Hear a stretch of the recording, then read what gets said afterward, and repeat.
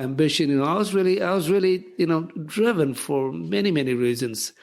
Some of them was just, coming in from a third world country, coming in from a place where we had nothing really, literally.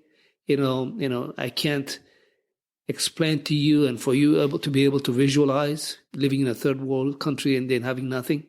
This is the L3 Leadership Podcast, episode number 139.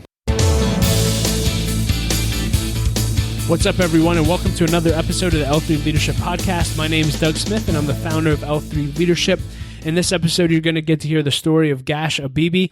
Gash is the former global vice president of Wesco, and I really think you're going to enjoy this story.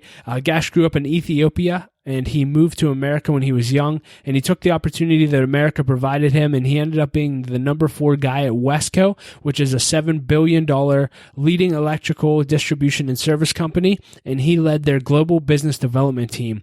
And this is part 2 of a 2-part interview. In episode 138, you can actually go back and listen to my interview with Gash, where we talk about his leadership and what got him there. But in this, you're going to hear about how he came from Ethiopia and worked his way up to being the number 4 guy, and I think that you're really going to enjoy and take a lot out of his story.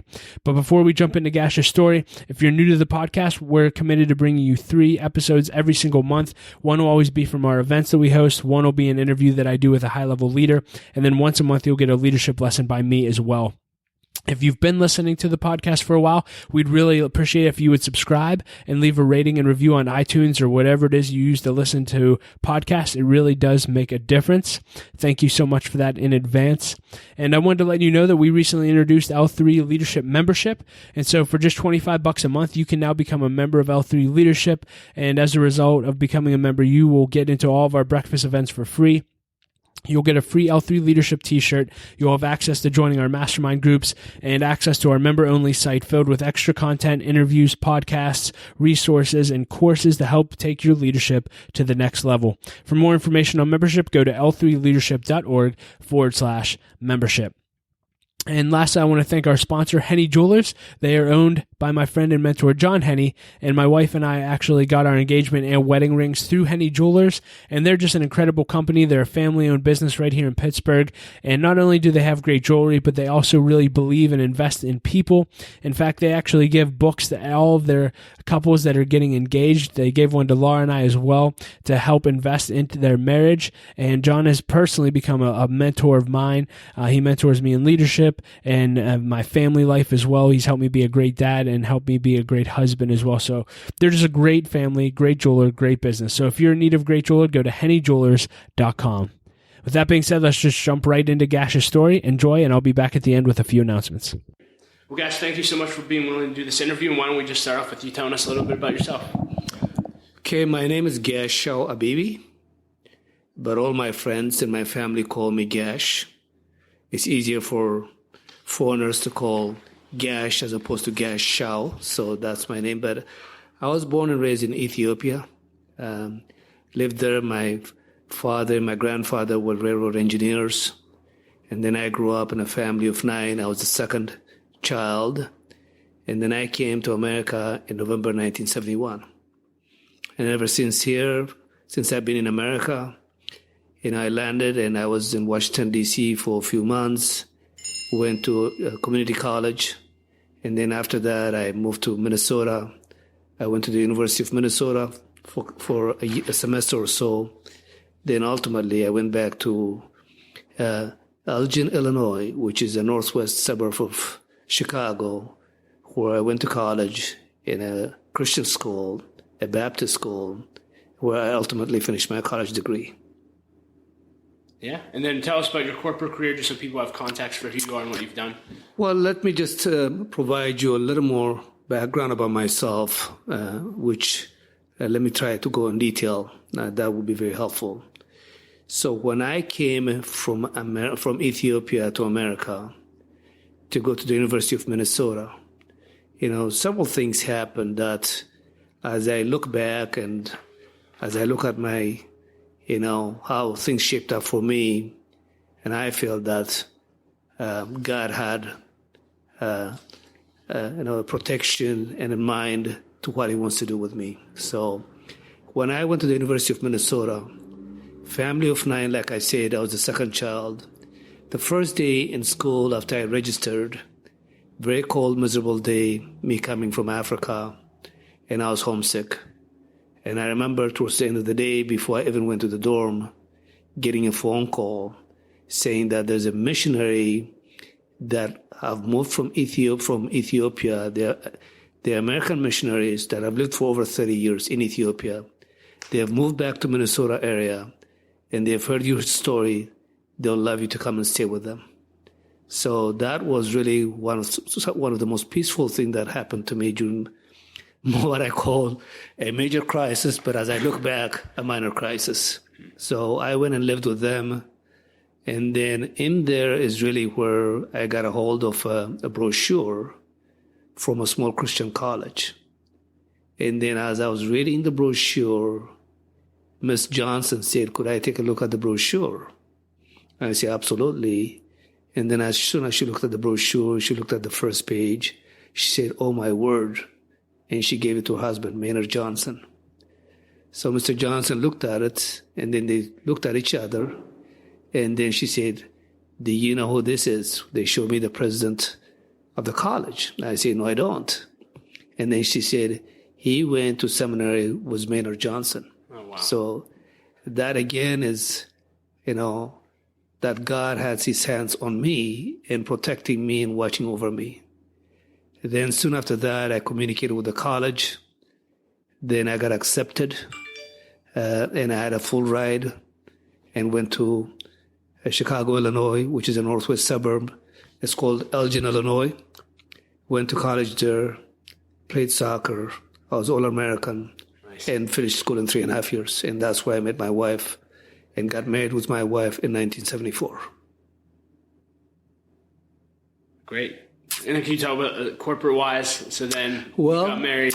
Got married. Then corporate-wise, and I really initially, I knew my desire. I knew I've always been a pusher. I've always been a hard worker. I always wanted to move up the ladder. But at that point in time in my life, really, I knew that I wanted to move up. But I don't know how to move up. So I had some miscellaneous job when I graduated from college, but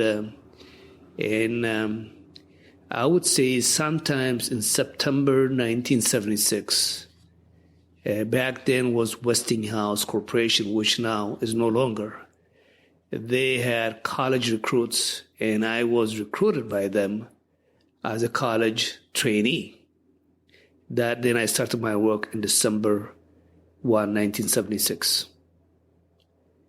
Then soon after that, let me just go back. When the first day I started work, I would say probably what shaped me really into becoming who I am. There's several elements and there's several things that shaped me. But the first day at work, I think, I still remember it as if it's yesterday. Because I remember I finished college like any college kids back then. You always say, okay, I'm finished college. My major is economics. Then I'm going to get a job. I'm going to wear a suit and tie and go have my own offices and move on, and life is good. So I remember going to this office. They had a very, very good program. The program was you start from the bottom up, and then you move up. And then as you start progressing, you move up the ladder. So as I did my paperwork, and then as I was leaving, and the guy said to me, it was a Friday, I remember his name is Mike Smith. He said, Gash, Shaw, back then. Nobody called me Gash. So Gash, Shaw, by the way, when you come in Monday, just make sure you wear your jeans and T-shirts. And then when I was driving 25 miles to my apartment, I just felt like crap. Here I am, I finished college. I was supposed to have my suit and tie. And now he's telling me to wear my jeans to come and do a labor job in the warehouse. So I started in 1976, December. Then I worked hard. And then, for 30 days, the training was to be in the warehouse, making sure that you touch and feel and understand the products. And then after that, they put me in the customer service side, which was probably the best training that I've had, which is, contractors, talking to contractors, to industrial people. Here's a situation. If a customer is not happy, they'll call you and really chew you out. If the customer is happy, they'll say good job. But a lot of times, the same people that say good job today, tomorrow, they could really, really chew you up. So it was a very, very good situation for me. I learned very, very much how to service customers, how to be very polite, and how to make the customer feel comfortable and feel good about themselves. Then after that, I moved up the ladder, and then I became purchasing for this company. So then I worked in purchasing for about a year or so. And then again, through my ambition, I wanted to be somebody else. My goal in life was to help my family back home. My goal in life is also, I have finished college, so I should be able to do much better. Then I went to be going sales, outside sales. So, mind you, back then, in Chicago, my territory was downtown Chicago. I had some accounts really in a very, very bad neighborhood. So what you do is, I was calling in some of the hospitals. So what you do is really, you get up early in the morning, get you a dozen donuts, get early in the morning, make your calls in the bad neighborhood before they wake up. Because after 10 o'clock, you never know what happened. You know what I mean? Yeah. So you get done, you put your tie. Back then you have to wear a tie, suit and tie. You meet with a customer, meet with them, get your donuts, get handed the donuts. By 9 o'clock, you're getting out of there. Beautiful. So I did that for quite a while. Again, my ambition, I was really, driven for many, many reasons. Some of them was just, coming in from a third world country, coming in from a place where we had nothing really, literally. I can't explain to you, and for you to be able to visualize living in a third world country and then having nothing. Then coming in here, having the opportunity to be able to grab it if you know how to use it. So that really is my motivating factor is I want to be better. I want to do better. I want to be able to help my family. And when I grow up, I just want to do that. So that really motivated me. Then I worked for a guy, very tough guy, really very, very tough guy, mean guy. He was good during the daytime, but in the afternoon, he could be very, very mean and nasty. Because back then, he could drink. So when he goes out to drink, when he comes back, whatever he says, you just keep your mouth shut and then move on. Because if you say anything else, he will take you on and he will just chew you out. So, but he was, in some ways, he was unsure of himself because he only had high school education. So he had a very low self-esteem. So I had to be careful on how I dealt with him. But in a lot of ways, he was my motivating factor. He told me that, he said, Gash, you're a smart man. I think you could grab this job, which is the highest position back then for that company, for that division. I think you could do it. So in some ways, it was my motivating factor. In some ways also, he terrified me. Especially when he goes out and drinks and comes back, you just keep your mouth shut. Wow. So, but, then when he really reaffirmed me that I could be able to do it, then I started pushing myself. Then really, every time I moved up, I could look back and say, Chuck, you're right. Wow. Then in 1984, I got the opportunity to move to California. So from where I was running one branch operation, which was about back then was probably $30-40 million branch, I went to a district, which we had about 12 locations or so, where we had $100 million. $100 million business in 1984 was a lot of money. Okay. So in California, our territory, me and my boss's territory, he was a district manager and I was a district operations manager. In that we had, our base was in Los Angeles. Our territory goes, for those that know, that have an understanding of the California map.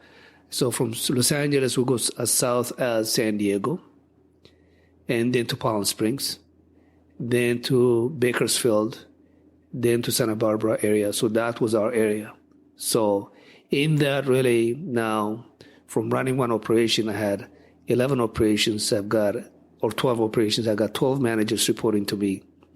I had the purchasing department reporting to me. I had the customer service department reporting to me.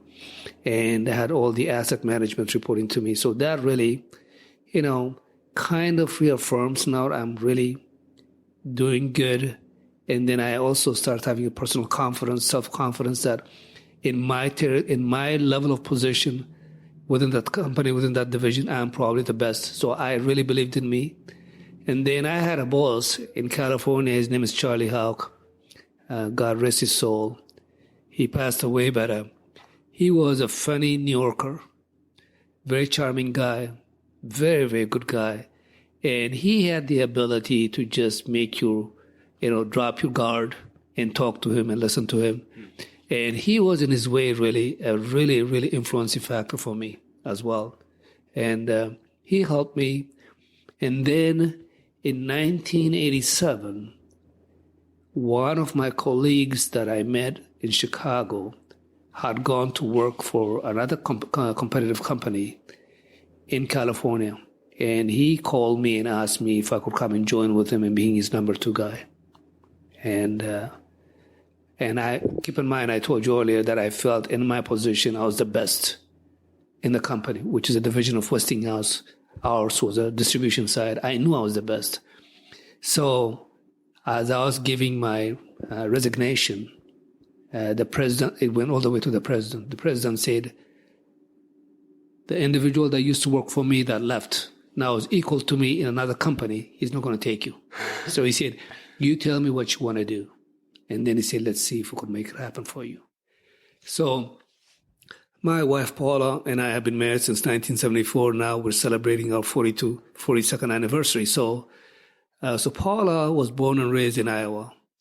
And she liked the Midwest, primarily the Chicago area, because that's where we spend a lot of our times together.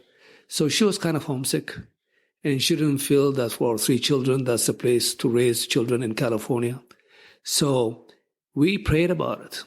And our prayer was, we're going to make a request. If that request happens, if it's God's will, then we're going to go back and tell him we're going to go back to Chicago with a bigger role. Okay. If our request gets turned down, then God wants us to stick around in California. So we prayed and said, we talked about it and finally said, if this happens, then that's God's will to go back home. If that doesn't happen, then we'll stay. So the next day I told them, okay, these are the things. One is, this is the position that I want, which is now I'm going to be handling instead of a district, I'm going to be handling 17 states coming back to Chicago, to where we want to be, our home base. Because we want to come home. Because Paula said, if you could take me back home to Chicago, let's do it. Second thing is all the other amenities that comes with a bigger job. So they said yes, and they said, we'll get you out in 30 days. And that's where we came to Chicago. So then in Chicago, coming back to my home base, that was in 1987. So I was in Chicago from 76 to late 83. And then in 84, we went to California. In 87, we came back to Chicago. Okay. So in Chicago, I come back to my home base. A lot of the guys that used to be my bosses, now I'm their supervisor, the boss. A lot of guys were my friends. I got to get back with them. So in there from 87 to 92, we're there. We had 17 states. I had, my responsibility was really, with the exception of the sales team, I had everything. I had back then, we had human resources, I had purchasing, I had inventory control, I had customer service, I have operations, you name it, everything else that relates to operations on 17 states, that was my responsibility. So again, my motivation is I am going to be the best, but I'm not going to lose my focus being the best. Okay, so let me go back again. Let me take you back to before I went to California. I said I went to California in 84. In the 82, 81 time frame, 81 time frame, my dad passed away. Okay, another motivating factor. Okay, when my dad passed away, my older brother was living with me. Back then I always felt that I was a Christian, but I really didn't know the true meaning of Christian. I felt that being born in a family of Christian and then going to church, I thought that was really being a Christian. But I really didn't understand the meaning of Christian. So in my view, in my vocabulary, that I felt that I was a Christian. Okay. So when my dad passed away, I really vividly remembered, people telling us early in the morning, they woke us up and said, your dad passed away. And my older brother was living with us in the basement. I still see it, very visually at this moment. He came upstairs, he had his Bible and started crying.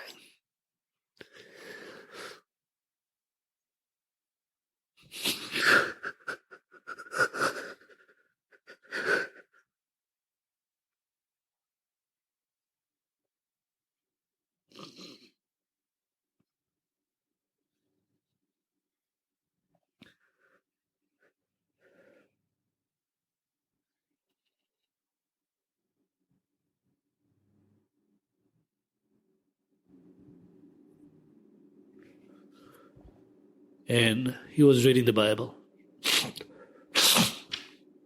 And I felt at that time I want to be like him. But that wasn't the time either.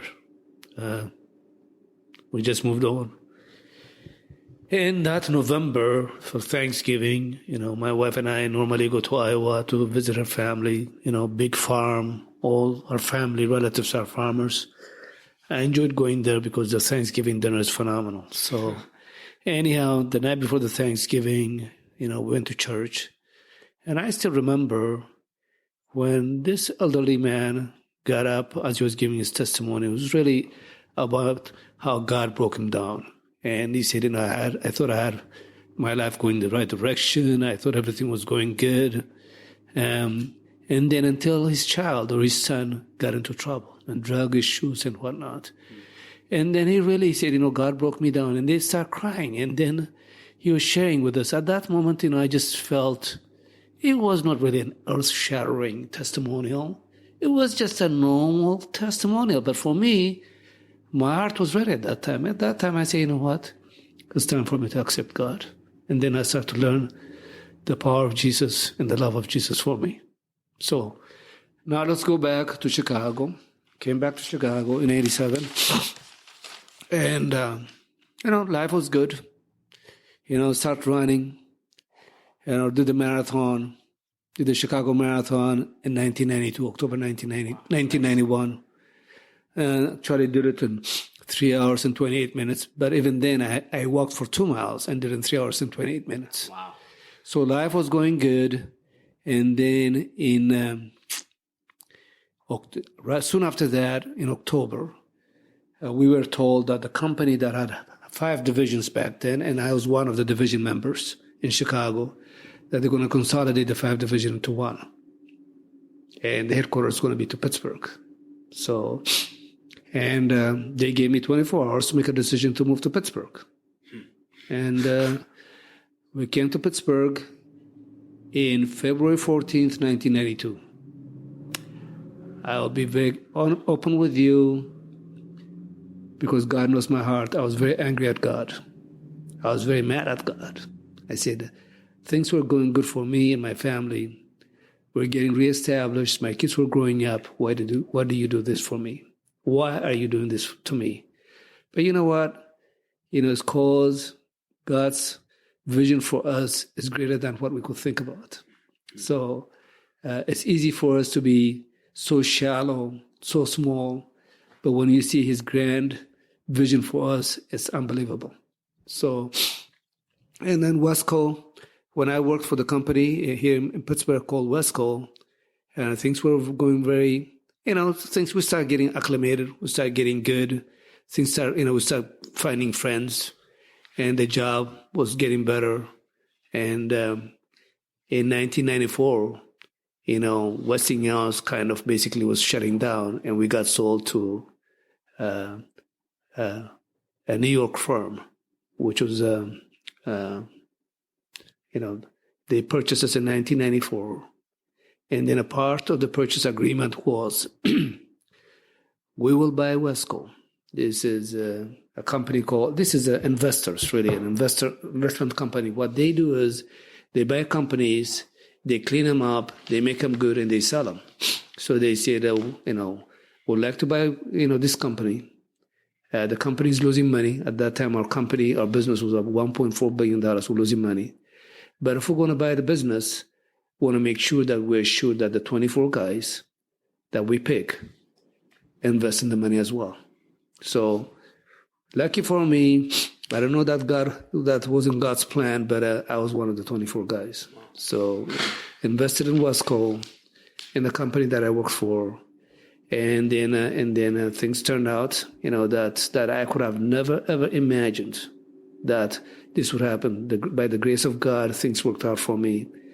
God is loving, God is caring, and God is good and always good. So, things worked out for me. And before I retired in 2013, really, I was the top fourth guy in the company. Traveled all over the world. I have been just about every part of the world, and I enjoyed it. And that has been very fulfilling. So in July 2013, I thought I was ready to retire, and I stopped. But after a year, really was tough. Not tough for me, but I just was getting antsy. And I recall a friend of mine who was the chairman of the board of a big company, was a very close friend of mine, asked me to come and see him in Houston.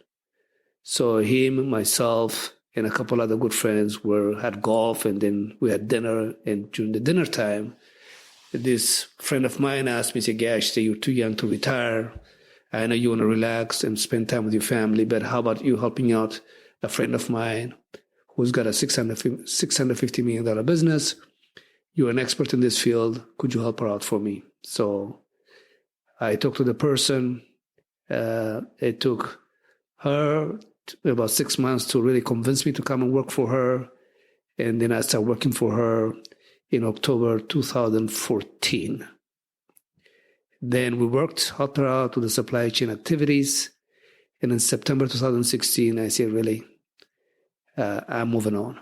So from that chapter, from the electrical distribution, I'm fully retired as of September 2016. However, there's always ways that God works in my life, and I've always have an open heart to listen to Him. And I'm not saying I walk on water. I'm not saying I always listen, but sometimes He knocks me a couple times down, and then I listen. But this time, it was a good Christian friend of mine. In December 2015, he called me and asked me if I could come to Chicago and help him out. And this is a very good Christian friend that had, in some ways, been there for him when he was struggling and when he had some personal issues. So in December, him and I met with this African official, and we showed him what the vision is. The vision was to electrify villages in Africa, or primarily in growing countries, developing countries. So we met with this ambassador in Chicago. My friend and I, we met with him, we talked to him, and he asked us, he said, how about if I sponsor you to go back to my country and kind of meet with the higher-ups, with the leadership team, and show them your vision about electrifying villages, and let's see where it goes. So in January 2016, my wife and I went to Africa for 3 weeks, my homeland in Ethiopia. And then on the third week of our vacation, my friend from Chicago came in. Him and I had spent a week meeting with the officials in Ethiopia. Then we came back and we sat down with the ambassador, gave him a feedback to how our meeting was. The officials in Ethiopia were pretty impressed and very pleased to see it. And then they invited us to come back and see and meet with them in June. And then in June 2016, we went back again, show them again, our very, very simple, very sophisticated but simple technology that every village, whether you're educated or non-educated, we could show you how to electrify your house through a solar. We have a small panel for every house, 3 LED lights for every room that they could just plug and play. You don't have to be educated to do it. So we showed them that technology. They liked it. So in October 2016, we have an official MOU. What that means is Memorandum of Understanding signed by them and by us. And now we're working through the timeline, the resource allocation, and the project construction. We're doing all that kind of due diligence as we speak. And our goal is by between the December-February timeframe to have an actual contract. And ultimately, in 2017, 18, and 19, we should start the project. That's where I'm at. Yeah, that's great. Yep. Thanks for sharing your story. Well, thank you for listening to Gash's story. I really hope that it added value to your life. You can find ways to connect with Gash in our show notes at l3leadership.org/episode 139. Again, if you didn't listen to the part 1 of the interview where we talked through leadership skills and leadership development, I encourage you to go back and listen to that. There's so much great content in that. Again, that's episode number 138 of the podcast. I want to thank our other sponsor, Abebe Inc. They're an insurance broker right here in Pittsburgh, Pennsylvania, and they host all of our monthly leadership breakfasts because they have a huge passion for developing next generation leaders. And so if your company has any insurance needs, just simply go to babbins.com. That's BABBINS.com. And if you want to stay in touch with us and everything we're doing here at L3 Leadership, you can just go to our website and sign up for our email list at l3leadership.org. And you'll also get a free copy of my ebook, Making the Most of Mentoring. And lastly, if you enjoyed the podcast, we would really appreciate it if you would subscribe and leave a rating and review, which helps us spread the word. Thanks again for being a listener. And as always, I like to close with a quote. And this one comes from Andrew Carnegie. I love it. He said, "As I get older, I pay less attention to what men say, and I just watch what they do." And that says it all. Thanks to you for listening and being part of L3 Leadership. Laura and I appreciate you so much, and we'll talk to you next episode.